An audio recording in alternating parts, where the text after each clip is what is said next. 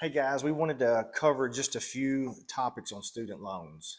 We know that that's a that's a big responsibility to bite off and can be a little confusing. So, tell me a little bit about student loans. What are the different types? Yeah, so most student loans are going to be federal loans. Occasionally, you will find some private loans. Luckily, there are grants and scholarships out there to kind of take some of the burden off of how much college costs these days.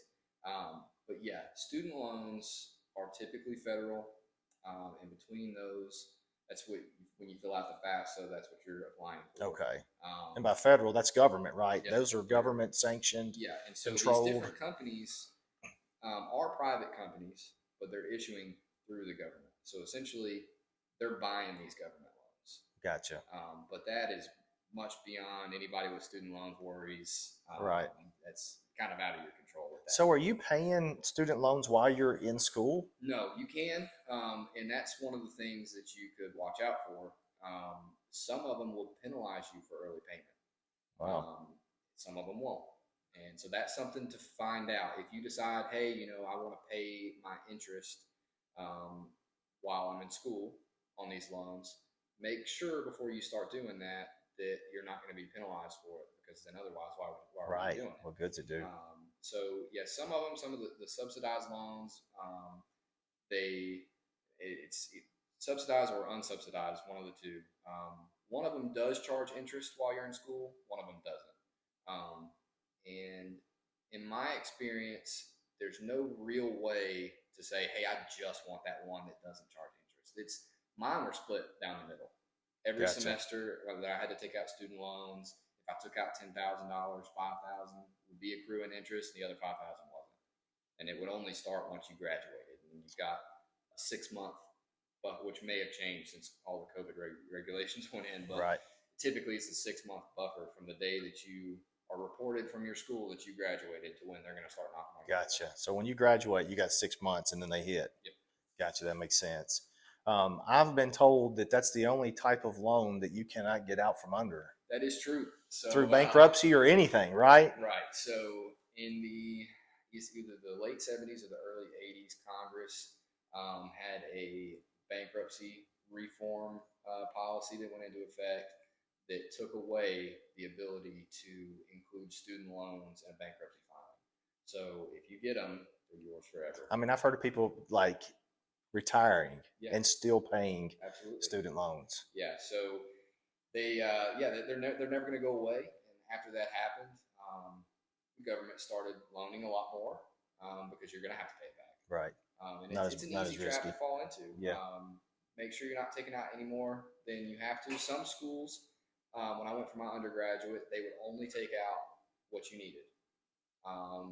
And when I was going for my master's degree, you had to basically guess how much you needed. Right. And so you either way overestimated or way underestimated. And so that can get kind of, find out as much of if you have to call your financial aid office and be like, hey, how much is this going to be? Because I'm not signing anything until I know how much it's going to be. They have to answer you. I Right. mean, they may push back a little bit, but Yeah. they're going to have to answer you eventually. So can you shop around for different? Yeah, so some of the private loans they're out there. A lot of times the interest rates aren't as good as federal, and a lot of schools that's just what they accept. Hmm. They're just hey, you have to fill out your FAFSA to come here, and that's if you need loans, that's who we're going through. And the different agencies that will buy your loans from the government, Sally Mae, and there's several other, I mean, dozens of other ones. And it just depends. I mean, there are some companies that are better than others. Some of them are doing forgiveness now. Hmm. Just a couple of random companies will just kind of draw your name out of a hat and decide you don't owe student loans anymore. And it's like, wow, Man, that would kind of burn that's if you were the one crazy. that didn't get picked. But that's yeah. Some of them are doing that now as incentive. I know that with student loans, depending on where you work after you leave school, after you make so many years of consecutive payments with no misses, they'll get rid of them. A lot of healthcare jobs will do that. A lot of government jobs will do that. So yeah, student loans are kind of a necessary evil Yeah. anymore. There are people out there fortunate enough to have enough money their parents have set aside, or an inheritance, or maybe you're able to work your way through college, and that's great. But yeah, it can get out of control, and yeah, you can What about interest rates on them? they're fixed They're most of the time. fixed. I mean, they're very rare instances that they're not fixed, and they're usually not extremely high. It's not going to be a situation that oh, I've taken out $50,000 in student loans and they're wanting to charge me 20% interest. No, It's usually 5, 6, yeah, 7 in that neighborhood. it's very reasonable, and you're once you're at the end of your college road, you'll do exit counseling through the FSA website where you filled out your FAFSA. And through there, they'll talk to you about the different payback options. You can do income-based payback options where you can start low, and then as you start earning more, you'll have to start paying more. The catch is to that, you've got to send them in your W-2 every year. Right. They'll be looking into that. Yeah. You can do extended payback periods. The typical payback period for student loans is 10 years. 10 years. Okay, that's good. But you can do up to 25 now.